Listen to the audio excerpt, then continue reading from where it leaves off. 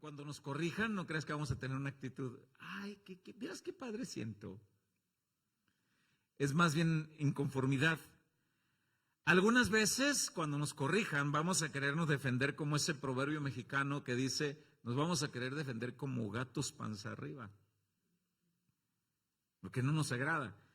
Y una de las razones por las que no nos agrada el ser corregidos es porque creemos que la opinión propia, la nuestra, es mejor que la que el que nos corrige.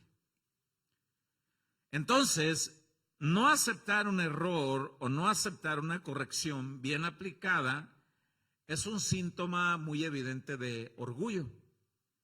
El orgullo tiene como sinónimos arrogancia, soberbia, altivez. Si usted busca las definiciones de estos conceptos en el diccionario, le va a arrojar los mismos significados.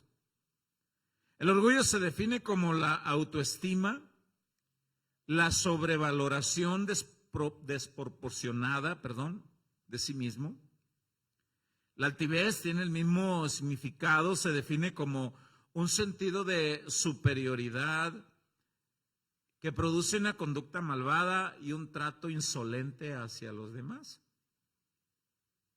Cuando alguien es orgulloso, prepotente, pues su actitud es insolente. Todos los seres humanos luchamos con rasgos de orgullo en diferentes medidas, pero todos luchamos. Los cristianos no estamos exentos de enfrentarnos a este enemigo, aunque se espera que los cristianos, al someternos al señorío de Cristo, el orgullo, junto con todas las reacciones de la carne, deban ser sujetas a la autoridad de Dios. Y nos va a costar. El libro de Proverbios dice que es de gran sabiduría que una persona rechace el orgullo, que no lo alimente. Y ahí quiero invitarlo a Proverbios 8:12, en la traducción bíblica Reina Valera 60.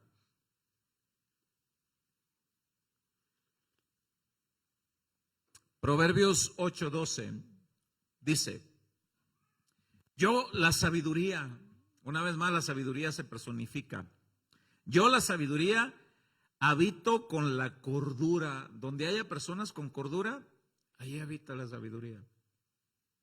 Habito con la cordura y hallo la ciencia de los consejos. Mire, vamos a leer con cuidado el verso 13. El temor de Jehová es aborrecer el mal, la soberbia y la arrogancia, el mal camino y la boca perversa aborrezco. La sabiduría dice, yo detesto la soberbia, la arrogancia, el mal camino, la boca perversa, lo detesto. La sabiduría de Dios entonces nos hace un llamado a detestar también nosotros como hijos de Dios, a detestar la arrogancia, la altivez, el orgullo, ya que estos conceptos en la Biblia están muy ligados con personas problemáticas y a Dios no le agrada que nosotros seamos problemáticos de una manera concienzuda. Dios quiere que seamos más ligados a la luz y al buen testimonio, eso es lo que Él quiere. En Proverbios capítulo 13, verso 10, en palabra de Dios para todos, dice de la siguiente manera, Proverbios 13:10. El orgullo solo causa problemas, pero la sabiduría está con los que oyen consejos. Qué difícil es tratar con una persona problemática. Sin duda alguna a usted le ha tocado algún entorno con alguien. Personas problemáticas, personas que desde que los ves llegar ya te llevas la mano a la frente. Híjole, mano, ahí viene este cuate, ahorita va a armar un lío. Le sale por los poros de la piel. Qué triste fuera que las personas tuvieran ese concepto de nosotros. Los cristianos podemos llegar a ser orgullosos, incluso podemos rayar a ser problemáticos, los cristianos, al autoevaluarnos como mejor calificados en madurez, más maduros que otros. ¿Tú qué me vas a enseñar? ¿Tú qué me vas a corregir a mí? Y podemos rayar en problemáticos. El problema se agrava cuando queremos mostrar supuesta madurez o supuesta sabiduría con altivez, arrogancia, con imprudencia y con muy poca humildad. Ahorita vas a ver este cuate, yo sí soy sabio, pero con poca humildad.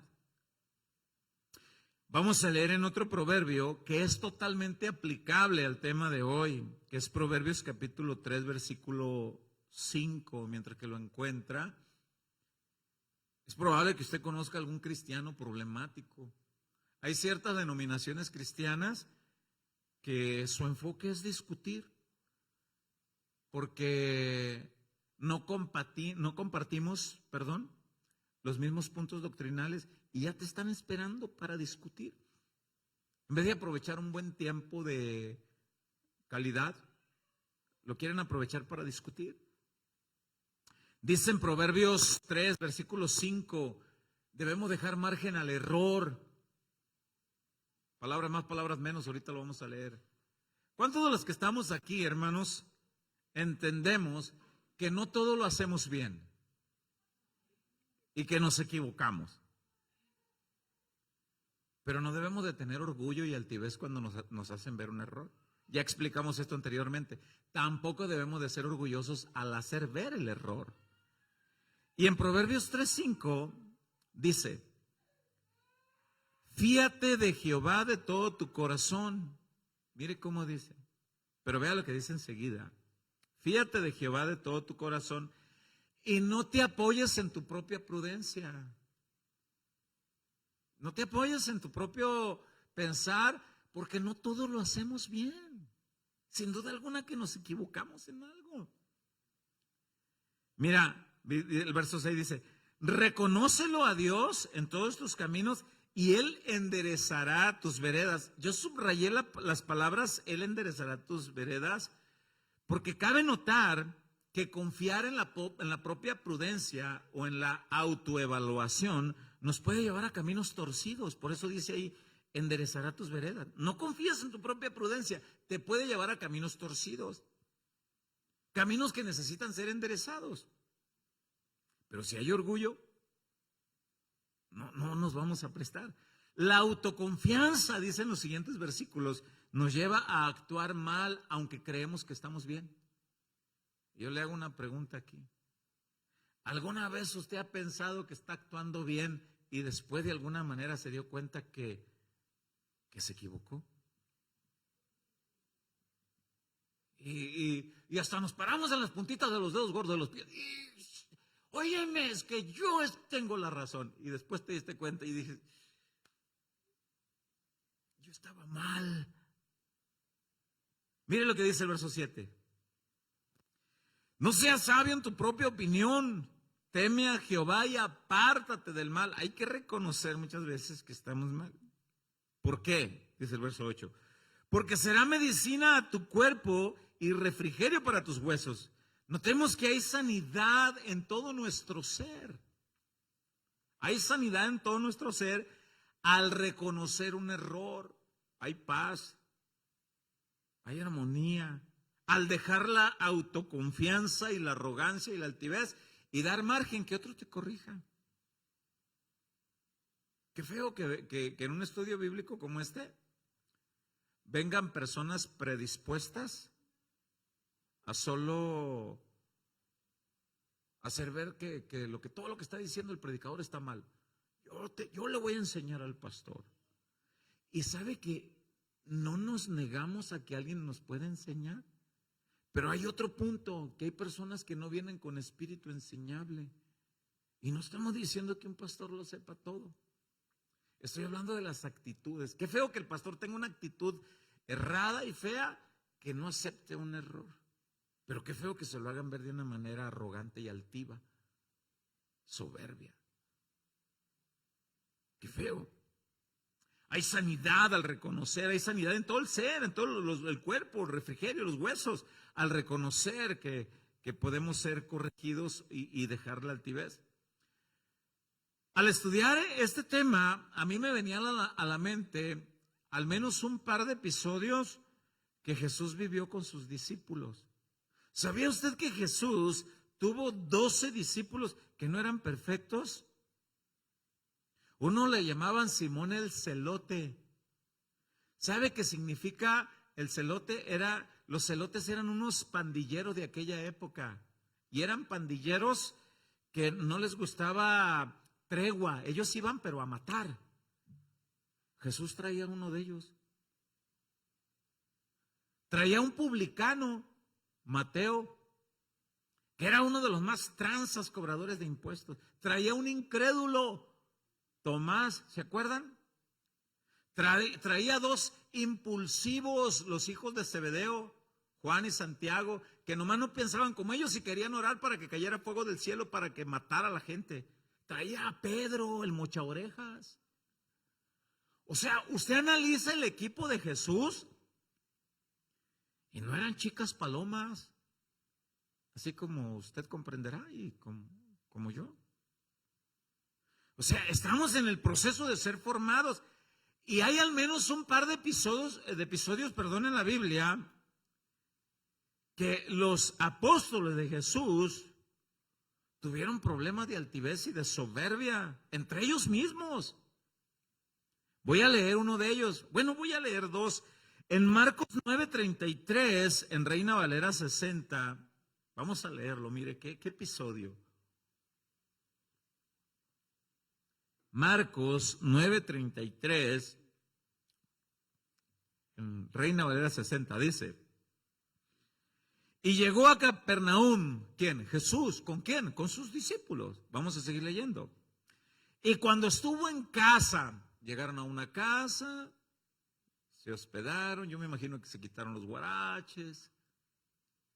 Y cuando estuvo en casa, les preguntó: ¿qué disputabais entre vosotros en el camino? Palabras más, palabras menos, palabras mexicanas.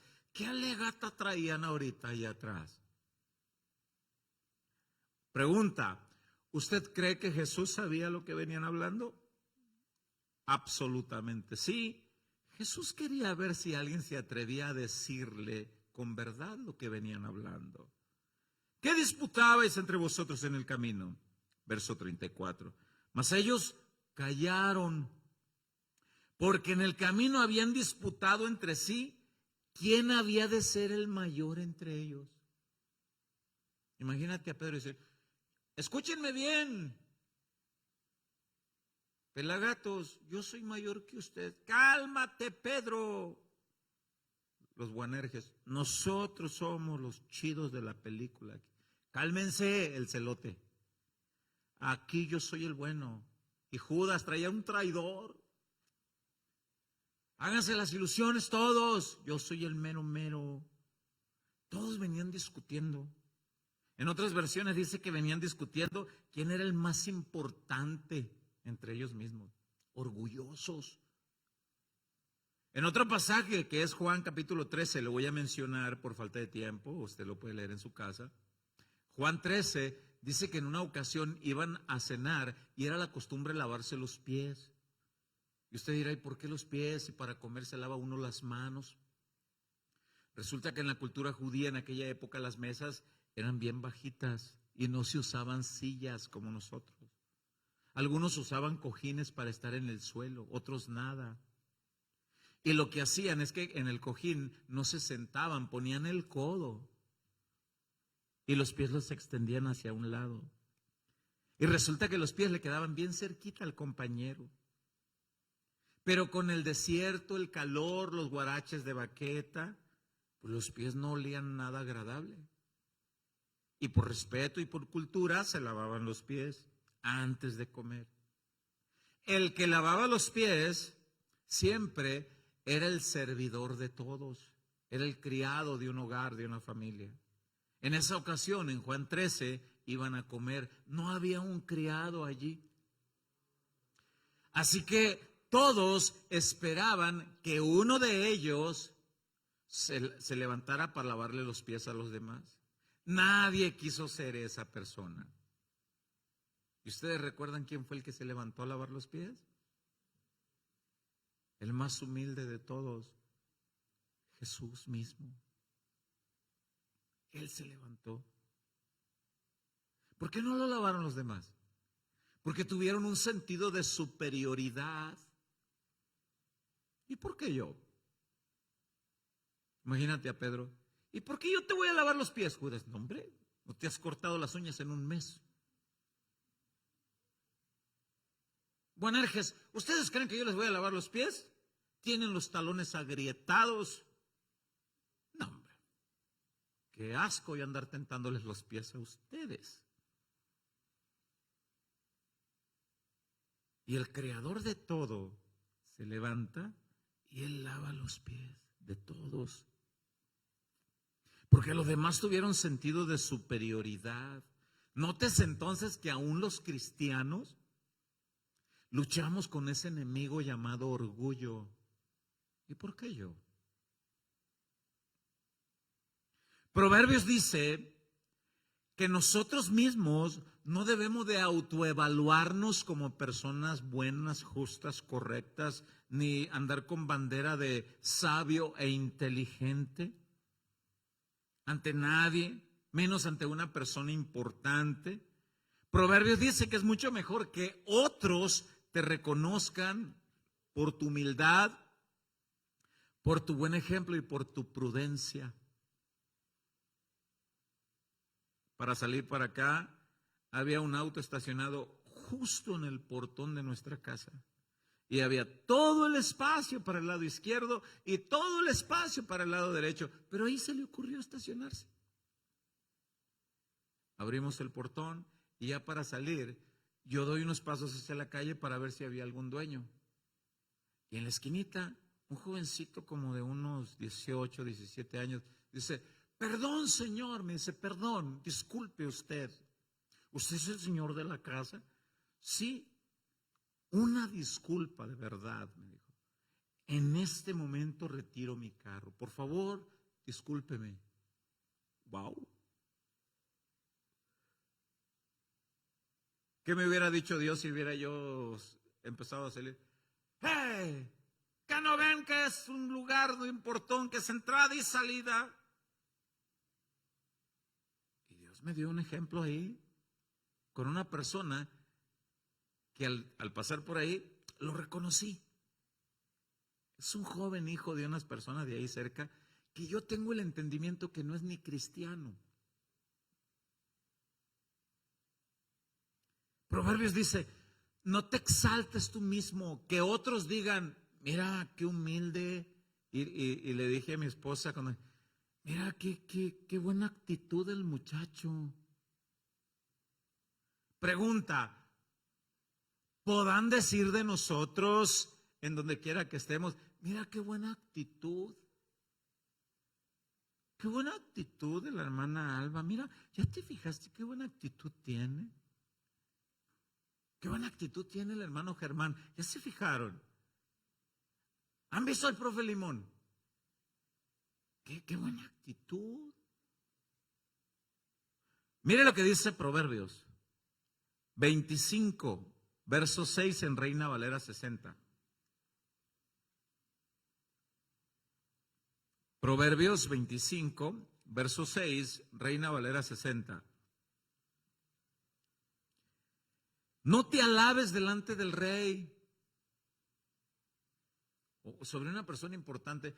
Disculpe, usted sabe quién soy yo. Yo estoy para servirle. Yo soy tan respetuoso, tan amable, tan puntual. Yo soy tan capaz. Yo. No te alabes delante del rey, ni estés en el lugar de los grandes, porque mejor es que se te diga, sube acá, y no que seas humillado delante del príncipe a quien han mirado tus ojos. Es mejor que te digan, hey, siéntate aquí, a no que te digan, ¿te puedes retirar, por favor? Es que yo soy, ¿te puedes retirar, por favor? Y dice, mejor con tu prudencia, con tu humildad, Gánate el lugar con la humildad. En otro proverbio, que es en el 27, en el versículo 2, en la Nueva Traducción Viviente, Proverbios 27, 2, en la Nueva Traducción Viviente, dice: que te alabe otro y no tu propia boca, que lo haga un desconocido, no tus propios labios. Qué bonito, ¿verdad? Que tú puedas llegar a un lugar y que inmediatamente te halles gracia delante de las personas y que te digan: oiga, qué bien portado. No hace mucho tiempo salimos de la ciudad, estuvimos en un lugar donde íbamos a tener una reunión con unos cristianos, y en esa reunión llegó una persona que hacía muy incómodo el momento. Muy incómodo para todos. Sus palabras, sus acciones. Era muy incómodo. Leí algo al respecto de la autopercepción, del concepto humano propio, de la autoevaluación sobrevalorada de alguien que quiere presumir. Y me gustó lo que leí cuando estaba preparando el mensaje. La lectura dice lo siguiente: el buen concepto humano es como un vestido muy hermoso que todos debemos usar. Pero ese vestido deben ser otros los que te vistan con él, porque si nosotros mismos nos vestimos con ese hermoso vestido, no se verá bien. Otra definición de esto dice: el buen concepto humano es como una música muy dulce y agradable, pero esa música nunca se escuchará afinada y armoniosa en nuestra propia boca. Que otro la cante de ti. El buen concepto humano, dice otra definición, es como un hermoso tesoro, pero nunca nos hará ricos a menos que sea otro el que te lo dé. El buen concepto. Qué bien. Jesús, el Rey de Reyes, de Juan el Bautista, dijo lo siguiente. Menciono nada más Lucas 7:28 por falta de tiempo. Si son rápidos lo pueden leer. Jesús dijo esto de Juan el Bautista: entre los nacidos de mujer, dice, no hay un profeta más grande. Jesús exaltó a Juan el Bautista. No hay otro más grande como él. Pero en Juan 1:27, Juan el Bautista, él dijo esto de sí mismo. Él dijo, palabras más, palabras menos, dijo: yo soy alguien que ni siquiera soy digno de desatar un guarache de mi maestro. Ni siquiera la correa de un guarache de mi Señor soy digno. No soy digno. Y Jesús dijo: no hay otro hombre más grande que él entre los nacidos de mujer. En Romanos capítulo 12, en el versículo 3, en Reina Valera 60, dice, Romanos capítulo 12, versículo 3, Reina Valera 60, dice: digo pues, por la gracia que me es dada a cada cual que está entre vosotros, que no tenga más alto concepto de sí que el que debe tener, sino que piense de sí con cordura, conforme a la medida de fe que Dios repartió a cada uno. Nadie tenga un más alto concepto. ¿Ha escuchado usted esas conversaciones que alguien cuenta una discusión que tuvo con otra persona? Y es muy fácil distinguir a alguien soberbio y orgulloso, porque dice palabras como estas: cuando yo le dije, cuando yo me enfrenté, y cuando yo, y cuando yo, y deja ver el yo. Yo. Y a veces rayamos en ese tipo de actitudes. Y los cristianos, dice la Biblia, debemos aprender a no tener un más alto concepto de nosotros mismos. Debemos aprender a desarrollar la humildad. Por eso es que le digo que los temas de los miércoles van muy ligados con los domingos, porque los domingos estamos hablando de lo que cuesta ser cristiano, lo que cuesta seguir a Cristo. Y esta es una de las cosas que nos cuesta, vencer el orgullo. Nos cuesta.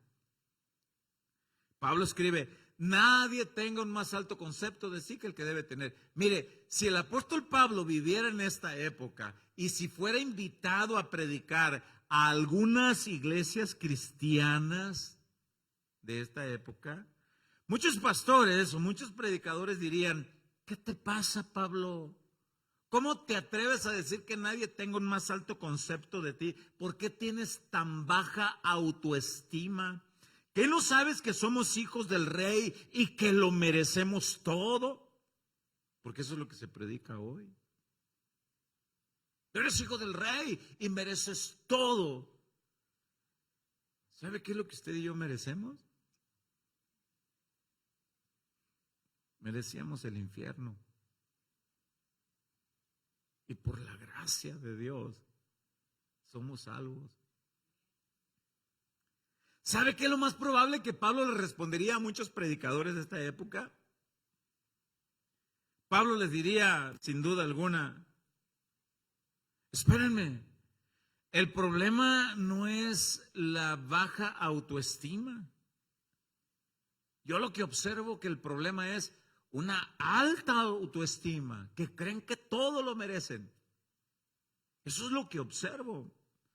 Yo observo, diría Pablo, que tienen un más alto concepto o un concepto distorsionado. No veo humildad en ustedes, diría Pablo, en algunos predicadores. El libro de los Proverbios dice que la altivez de los ojos, el orgullo del corazón son pecados. Y a veces rayamos en ese tipo de actitudes creyendo que estamos bien. Por eso es que yo le digo, el orgullo es un enemigo tan sutil que puede camuflarse entre las cosas que quieren aparentarse que están bien. Mire lo que dice Proverbios 21, verso 4, en Reina Valera 60. Hermanos, cada vez que preparamos un mensaje, quiero decirles que el mensaje no es preparado exceptuando al predicador. Quiero que entiendan que el mensaje no es preparado zafando al pastor. Quiero que recordemos que el mensaje aquí me rebota primero a mí. Dice Proverbio 21:4, Reina Valera 60. Altivez de ojos y orgullo de corazón y pensamientos de impíos son pecado. Son pecado. Y no podemos olvidar que fueron los pecados nuestros los que llevaron a Jesús a la cruz. Y la altivez está dentro de eso. De hecho, hay otro proverbio que dice que hay una lista de cosas que Dios detesta. Y la altivez está en la primera lista. Dios lo detesta, dice. Dice en Proverbios 6:16, en Reina Valera 60. Proverbios 6:16. Dice: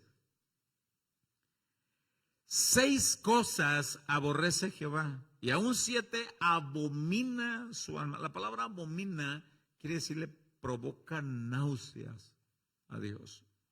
¿Qué son esas cosas que Dios detesta? En lista número 1, en verso 17, los ojos altivos. La palabra altivos viene de un derivado alto, que quiere decir persona que se considera por encima de todos, persona que mira a todos para abajo. Estoy por encima. Los ojos altivos. Y luego enumera más: la lengua mentirosa, las manos derramadoras de sangre inocente, entre una lista más, hasta el verso 19.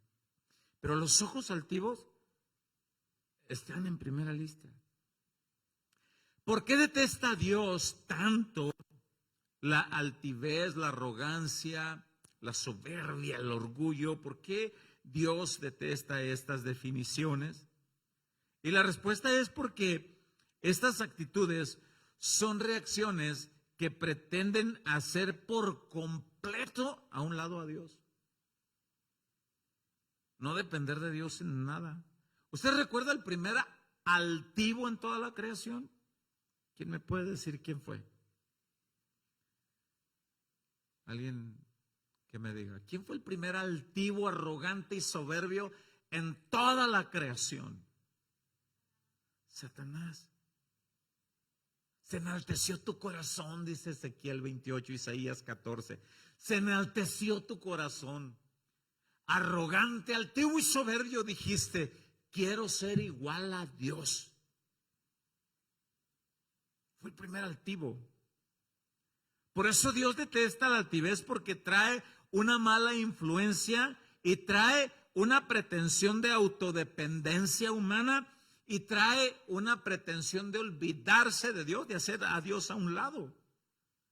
La Biblia menciona en el libro de los Jueces una guerra en particular. La Biblia en el libro de los Jueces menciona varias guerras, pero hay una guerra en particular que Dios menciona donde quiso restarle soldados al ejército israelí. Iban más de 20,000 soldados a enfrentarse con un ejército enemigo que se llamaban los madianitas. Había un comandante que se llamaba Gedeón. Y Dios le dijo, oye Gedeón, sí señor, dime, quiero que restes soldados a tu ejército, no lleves tantos. Señor, pero los madianitas son guerreros feroces, audaces y diestros en batalla. Necesitamos. No. Con menos soldados puedes vencer. Pero Señor, ¿por qué quieres restarme soldados? Y Dios le dice, porque observo que tus soldados tienen confianza en el número y en la destreza y tienen pensado, fíjese, ahorita lo vamos a leer, ya tienen pensado que cuando ganen la batalla, adjudicarse el orgullo, con orgullo y con soberbia a la destreza y al número. No tienen pensado darme la honra a mí, dice Dios. Tienen pensado autoevaluarse. Por eso quiero que vayan bien poquitos, para que vean que la batalla no depende en cantidades, sino que la batalla es mía. Y yo quiero que lea conmigo el libro de Jueces capítulo 7 verso 1. Lo voy a leer en la Nueva Traducción Viviente. Jueces 7:1, Nueva Traducción Viviente, dice, entonces Jerobaal, entre paréntesis dice, es decir, Gedeón, y su ejército se levantaron temprano y fueron hasta el manantial de Jarod. El campamento de los ejércitos de Madián estaba al norte de ellos, en el valle cercano a la colina de More. Entonces el Señor le dijo a Gedeón, tienes demasiados guerreros contigo. Si dejo que todos ustedes peleen contra los madianitas, los israelitas se jactarán ante mí que se salvaron con su propia fuerza. Yo los conozco, dijo Dios. Son orgullosos, altivos y soberbios, engreídos y presumidos. Imagínate que algún pastor diga, es que si yo no predico, el culto no va a estar bueno. ¿Cuántas veces hemos dicho, iglesia, por favor, no nos echen a perder? Porque deben saber que algunos nos llaman por teléfono para decirnos, para preguntarnos, pastor, ¿usted va a estar el domingo? Y les respondemos, ¿cuál es tu duda, hermano? Es que quiero saber si usted va a estar para ver si el culto va a estar bueno. Ay, hermanos. No nos echen a perder, hermanos. No nos empujen al orgullo. No nos empujen a la soberbia, a la altivez. Habrá quien adopte y abrace ese piropo, pero Dios no comparte su gloria con nadie. La gloria es de Él. Y es por su gracia que alguien es llamado a compartir la palabra, a cantar o a servir. Y no faltará quien sí se la crea y diga, el culto no estuvo bueno hoy porque no prediqué yo. Que el Señor nos libre. Y sabe que algunos hermanos, al saber que los pastores van a salir a la misión o a algún lugar, no vienen, o viene el 50% de la congregación, o menos. Están empujando a los pastores al orgullo, a la soberbia, a la altivez. No hagan eso. Aquí no lo hagan. Porque Dios puede hablar igual o mucho mejor a través de cualquier otra persona. Mire lo que dice Dios en el verso 2, lo repito. Entonces el Señor dijo a Gedeón, tienes demasiados guerreros contigo. Si dejo que todos ustedes peleen contra los madianitas, los israelitas se jactarán ante mí que se salvaron con su propia fuerza. Por lo tanto, dile al pueblo, a todo aquel que le falte valentía o que tenga miedo, que abandone este monte y se vaya a su casa. Mire lo que dice. Así que 22,000 de ellos se fueron a su casa y quedaron solo 10,000 dispuestos a pelear. O sea, llevaba 32,000 soldados. Y le quedaron 10,000. Pero vean lo que dice el verso 4. Pero el Señor le dijo a Gedeón, todavía son demasiados. Hazlos descender al manantial y yo los pondré a prueba para determinar quién irá contigo y quién no. Lea en su casa el capítulo 7 y va a leer que se quedó con 300. De ahí sacaron la película. Con 300 guerreros vencieron a un ejército feroz y diestro en batalla. Innumerables los enemigos y con 300 guerreros. Porque la batalla no es nuestra, es de Dios.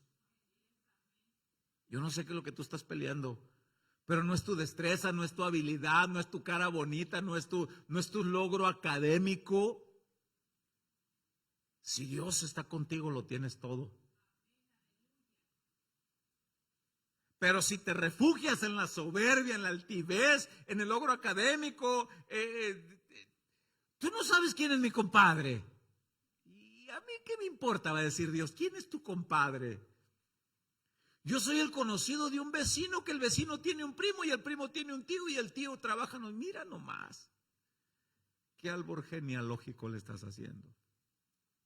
Pero cuando alguien dice, yo soy hijo del Dios Altísimo y la guerra es de Él y Él pelea por mí y en sus manos está mi vida y toda situación y en Él confío y hágase como Él quiera. Ahí hay humildad en el corazón. Veamos entonces que los israelitas tenían tendencia a quitarle la gloria a Dios, a autogloriarse en sus fuerzas y en sus habilidades de batalla, en el número de su ejército. Por eso es que, hermanos, hace poco estuvimos en un lugar donde un pastor me decía, hermano, ¿cuántas ovejas tienes en tu congregación? Y yo le capté para dónde iba la plática. Él quería decir cuántas tenía. Y mi respuesta fue, están las que Dios ha añadido y las que Dios quiere que estén. ¿Pero cuántas? Las que Dios ha querido. Es que en la congregación son... ¿ya ves que ahí querías llegar? ¿Para qué jactarnos? ¿Para qué hacer actos de presunción? ¿Para qué? Por eso es que le digo, aquí hay pastores que se empujan a sí mismos hacia el orgullo y hay congregaciones que empujan al pastor hacia el orgullo. El orgullo lleva la tendencia entonces de no darle la gloria a Dios, de creer en la autoconfianza, en la autosuficiencia. Proverbios 16:5 en Reina Valera 60 dice: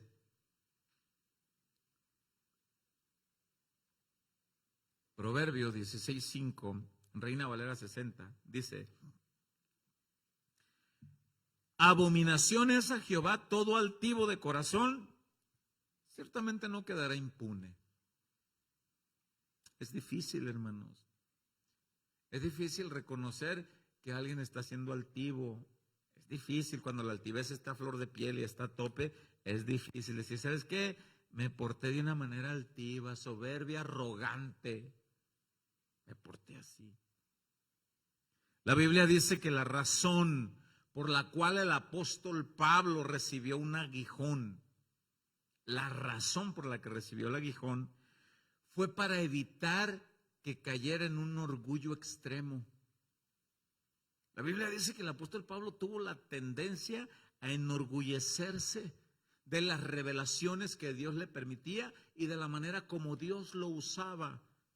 ¿A poco cree que de repente no hay esa tendencia en cada servidor? Que de repente alguien se acerque y diga, pastor, qué prédica la de hoy, qué tema, pastor, wow. El domingo pasado alguien se me acercó y me dijo, pastor, yo fui salva gracias a usted. No, espérame. No, le digo, yo no morí en la cruz. No, pero usted me acercó. Mira, por la gracia de Dios, pudiste haber escuchado un mensaje. No, me decía, pero es que gracias a usted. No es gracias a nosotros. Es gracias a Dios.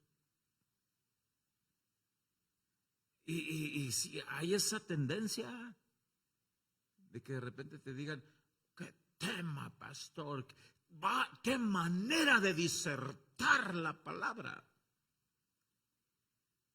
Si bien tenemos que prepararnos y tenemos que hacerlo de la mejor manera entendible, siempre con los pies puestos en la tierra, reconociendo que la gloria es de Él y que toda habilidad, toda dádiva y don perfecto desciende del Padre de las luces, que es de Él.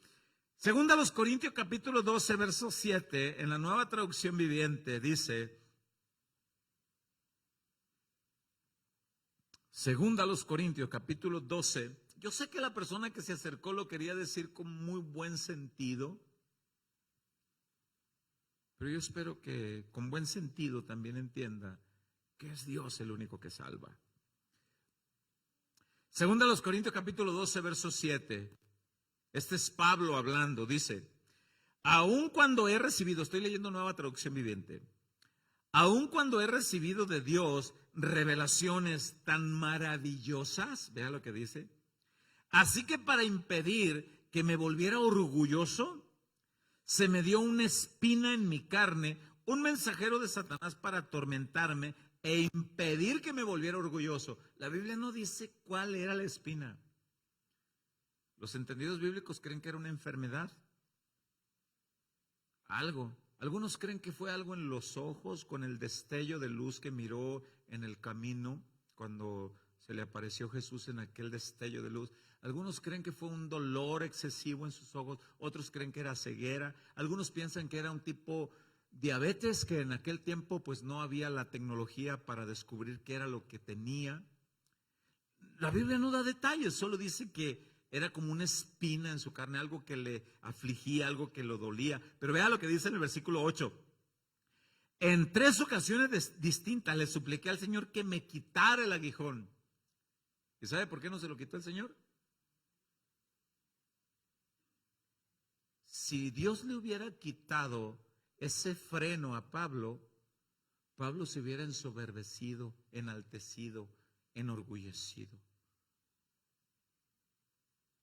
Aclaro, no todas las enfermedades que las personas tienen son por altivez y orgullo, pero no todas Dios las quita para hacer un bien. Hay veces que hay enfermedades que Dios deja para hacer un bien. ¿Para qué? Para mantenernos a raya. Por eso es que la palabra de Dios, aquellos predicadores que dicen, Dios quiere sanar toda enfermedad y declara sanidad y arrebata sanidad, agrede a la palabra de Dios, porque no a todos Dios sana, no a todos. Mire lo que dice el verso 9. Cada vez Él me dijo, cada vez que pidió que lo sanara, cada vez Él me dijo, mi gracia es todo lo que necesitas, mi niño. Mi gracia. Pero así, Señor, con esta espina, así. Mi gracia te basta. Así con ese dolor, así con esa riuma, así con lo que tengas. Hay personas que Dios dice, no te lo voy a quitar para mantenerte humildito, mi niño. Así me gusta verte, humildito. Mi gracia es todo lo que necesitas. Mi poder actúa mejor en la debilidad, así que ahora me alegra jactarme en mis debilidades para que el poder de Cristo pueda actuar a través de mí. Dios, hermanos, la Biblia dice que Él se agrada de estar cerca de personas humildes. Se agrada. Pero también la misma Biblia dice, en un versículo que vamos a leer, que a Él detesta estar donde están los altivos. Dice que Dios pone distancia. Uy, aquí está un altivo, con permiso. Por eso es que esas iglesias que se jactan de que aquí nosotros lo que... En muchas de esas no está Dios. Y pueden tener las mejores cosas materiales, pero Dios no está ahí. Échale un vistazo a la iglesia de la Odisea en Apocalipsis capítulo 3.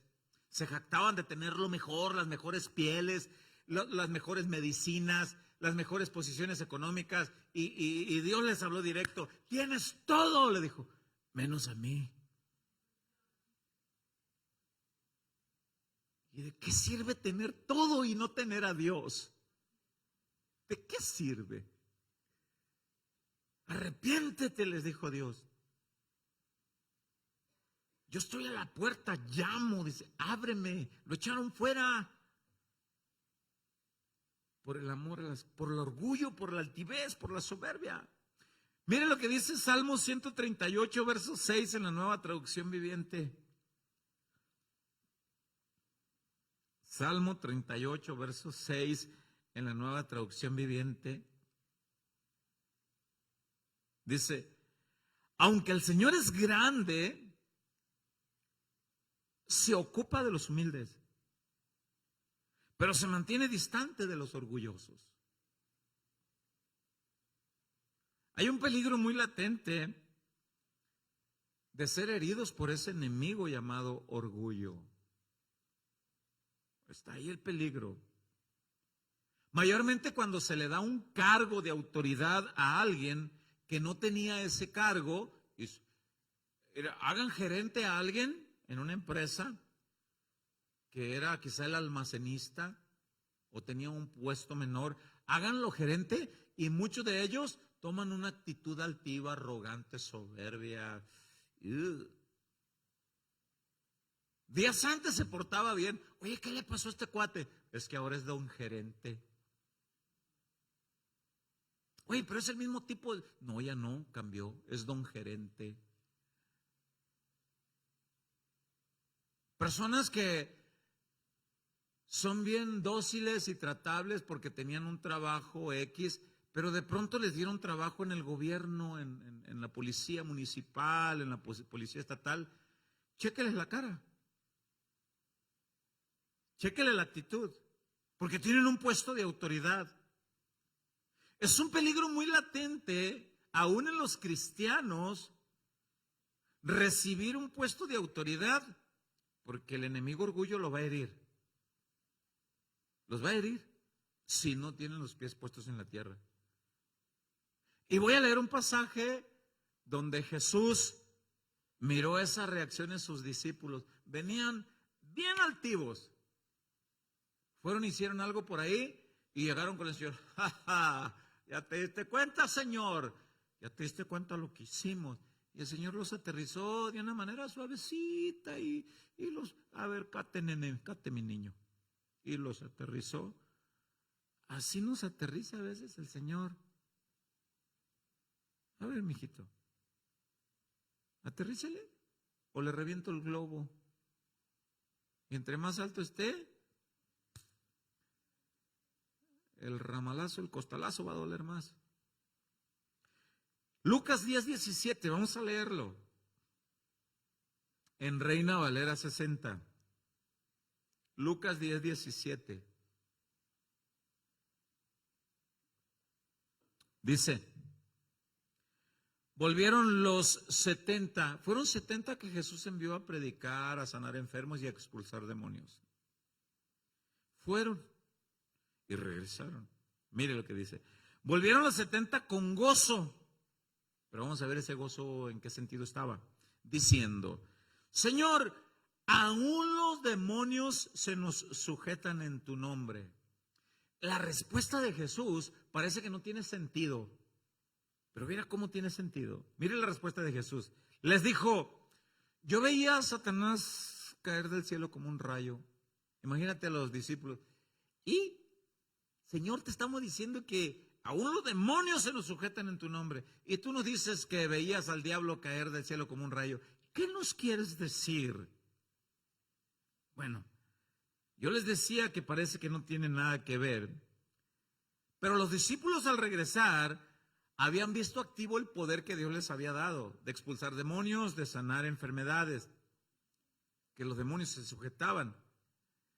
Bueno, Jesús les está recordando que Él mismo miró caer del cielo a Satanás. ¿Por qué causa fue desechado Satanás? Por altivo y soberbio. ¿Qué les está diciendo Jesús aquí? Mis niños, tengan cuidado de no tener una actitud soberbia, altiva y arrogante, porque son usados por mí. Esto va para todos los que le servimos al Señor. Pastores, cantores, músicos, danzores, toda área. Tengan cuidado de ser altivos, soberbios y arrogantes cuando yo los uso, porque la gloria no es de ustedes. Dice el Señor, la gloria es mía. Y dice en el 19, he aquí os doy potestad, ahí va, aclara, he aquí os doy potestad de hollar serpientes y escorpiones sobre toda fuerza del enemigo y nada os dañará. Pero, ahí va el pero no os regocijéis de una manera altiva y soberbia, conforme a los otros versículos. No os regocijéis de que los espíritus se os sujetan, sino regocijaos de que vuestros nombres están escritos en los cielos. Alégrense que son mis hijos y son mis siervos. Pregunta, ¿usted cree que yo valgo más por el hecho de ser pastor que el equipo de aseo de casa de oración? ¿Qué cree usted? Absolutamente no. No. De hecho, hay servidores que es digno de admirarse. Hay un integrante del grupo de alabanza aquí que muchas veces al entrar en el ensayo me lo he encontrado limpiando los espejos. Y nadie está más que él. Y el segundo que llega soy yo a veces. Y está limpiando o está trapeando los baños. Está recogiendo los papelitos sucios, esos que nosotros dejamos ahí en los baños. Los está recogiendo. Y está echándole ahí aromatizante. Nadie lo ve. Y no voy a decir el nombre para que la gloria sea de Dios.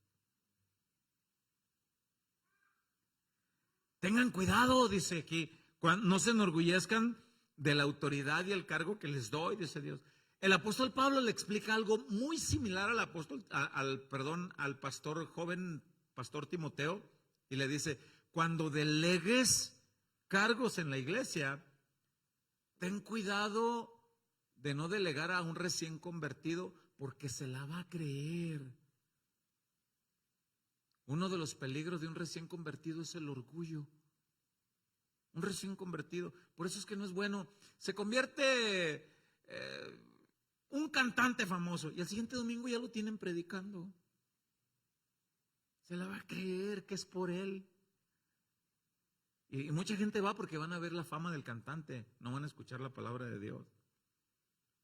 Pero ¿acaso ustedes creen que tiene más poder la palabra predicada en un cantante recién convertido? Que imagínense que dijeran, este domingo, ¿qué cantante? Shakira se convirtió, va a predicar. Casa de oración, imagínense. Con ustedes, Shakira. Cabe la probabilidad de que se iba a llenar, pero imagínense que dijera, el próximo domingo, Hermes Armenta predicará con ustedes. ¿Quién creen que tiene más poder la palabra de Dios? No. Mire lo que dice 1 Timoteo 3:6 en la Nueva Traducción Viviente.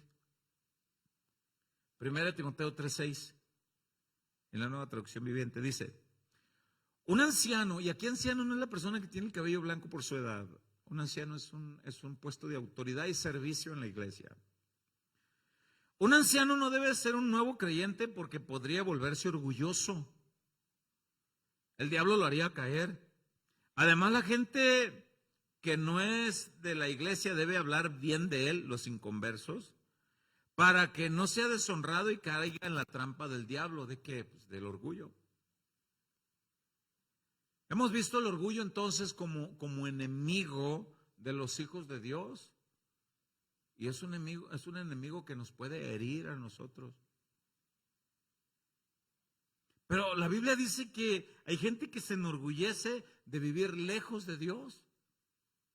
Están orgullosos de ser inconversos. El domingo pasado había una persona aquí que hacía gestos de burla. Entiendo que es una persona que quizá pues no se ha convertido. Y hacía gestos de burla de la palabra de Dios. Y yo entre mí orando nada más, Señor, que siga viniendo, que siga viniendo. En una de esas, tú lo tocas y se convierte. Que siga viniendo.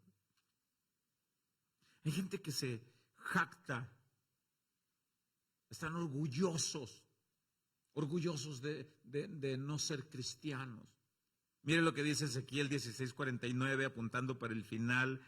Ezequiel 16:49 en la Nueva Traducción Viviente. Vamos a ver que los pecados de Sodoma y Gomorra, la mayoría de nosotros entendemos o sabemos que la causa principal de la ira de Dios sobre estas ciudades fueron los pecados de la desviación sexual. ¿Sabía que no fueron los únicos pecados? Mire, aquí lo dice Ezequiel 16:49. En la Nueva Traducción Viviente dice, los pecados de Sodoma, vea cuál es el que enlista primero.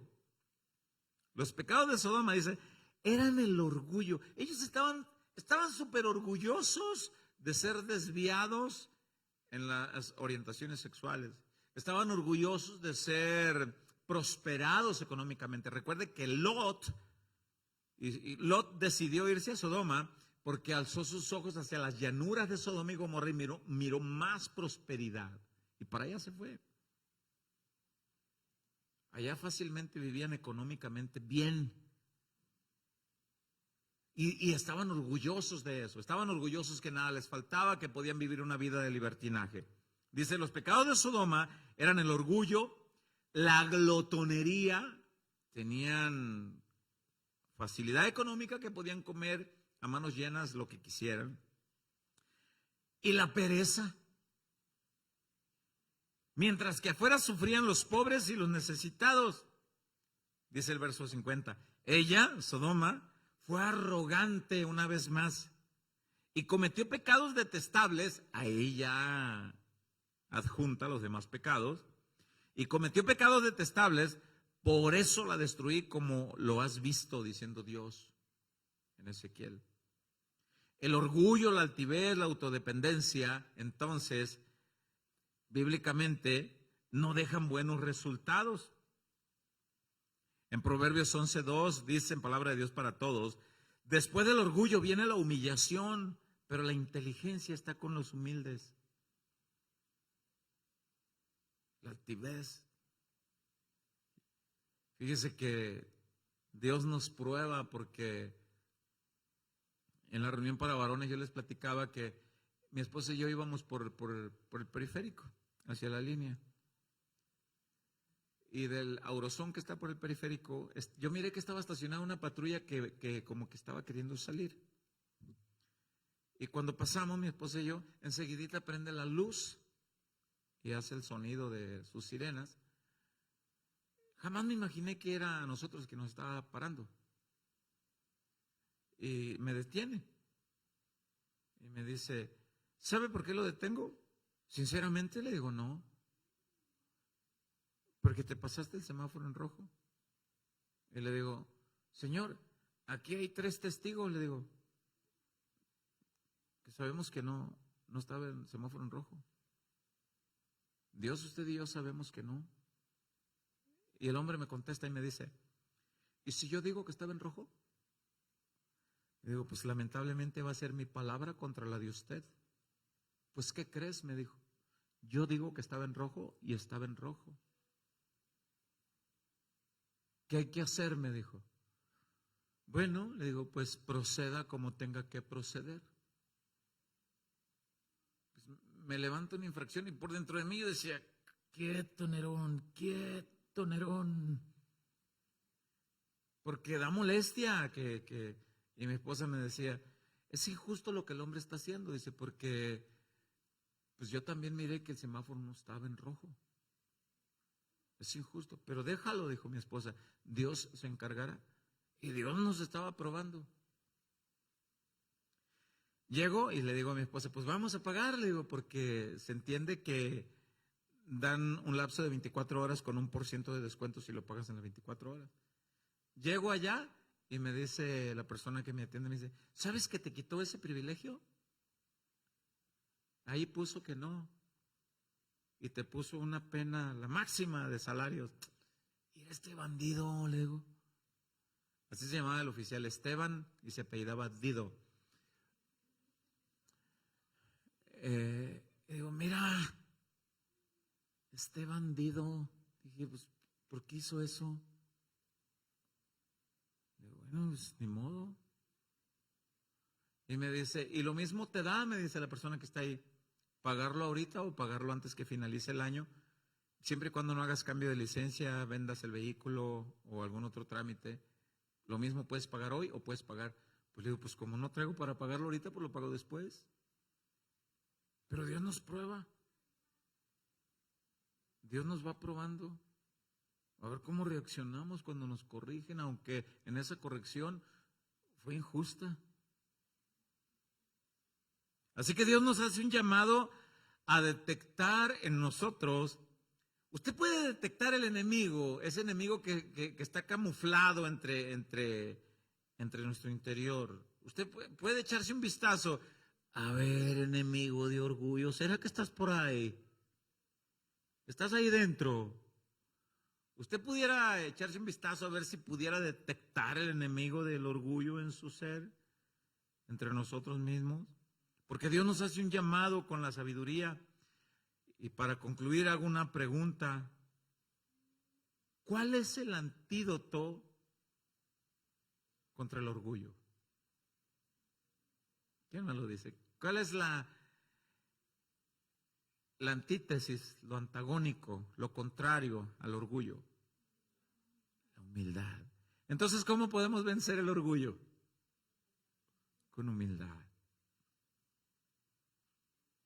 Creo que es en Filipenses 2:5 que dice, haya pues este sentir que hubo en Cristo Jesús, haya también en nosotros, el cual, siendo igual a Dios, no estimó el ser igual a Dios como cosa a aferrarse, sino que se humilló, se hizo siervo, tomó forma humana y vino a servirnos humildemente. Nos va a costar. Nos va a costar agarrar el orgullo y ponerlo en la planta de los pies. Nos va a costar. Pero de nosotros depende si dejamos que el enemigo te enceste un espadazo o tú le encestas un espadazo a él, al enemigo del orgullo. Reconociendo faltas, errores y cambiando la actitud. ¿Cree que lo podemos hacer?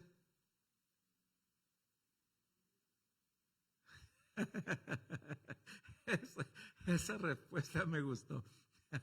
Con Dios, sí. ¿Ve que sí? Porque separados de Él, nada podemos hacer. Alguien dijo en una ocasión, sí podemos hacer algo, pastor. ¿Qué? Pecar. Miren nomás, qué bonito.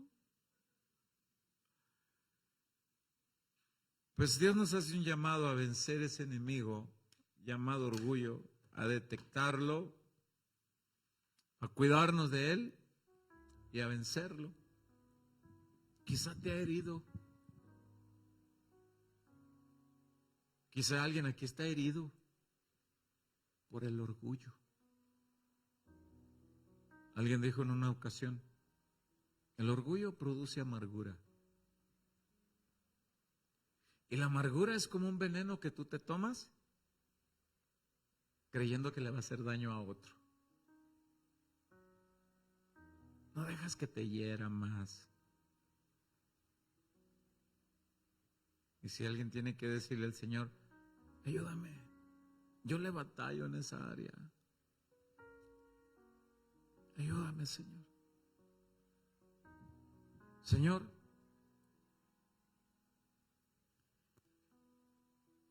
pues sí he predicado tu palabra, Señor. Se ha trazado el mensaje que a ti te plació para nosotros esta noche.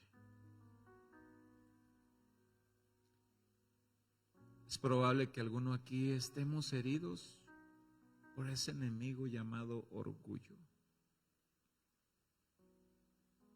Es probable que nos haya herido más de una vez.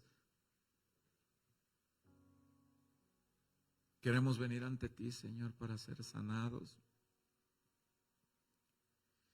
y tomar fuerza en tu ejemplo, reconociendo, Señor. Yo quiero sanidad porque tu palabra dice. Porque sanidad para tus huesos, para tu carne. Lo acabamos de leer. Hay sanidad en nuestro interior. No queremos traer, Señor, en nuestro ser esas heridas, esas consecuencias de orgullo, de altivez, de soberbia. Ni queremos seguir albergando, no queremos seguir hospedando, Señor, ese enemigo. Tiene que salir. Tiene que salir fuera. Que sea tu humildad, Señor, quien desaloje a este enemigo. Fuera. En el nombre de Jesús. Fuera, Señor. Te pedimos que seas tú, Señor, con tu humildad, tu gracia, tu sabiduría. Y si alguien aquí está herido, Señor, o fue herido por este enemigo, que sea el bálsamo de tu palabra, que sea el toque de tu espíritu, sanando y restaurando vidas, Padre. En el nombre de Jesús. Gracias por tu palabra, Señor, que edifica, que restaura, que sana, que exhorta, que anima, que aviva, Señor. Gracias. A ti la gloria por siempre, Señor. Gracias, Padre, en el nombre de Jesús. Amén y amén. ¿Le puedes dar un aplauso fuerte al Señor?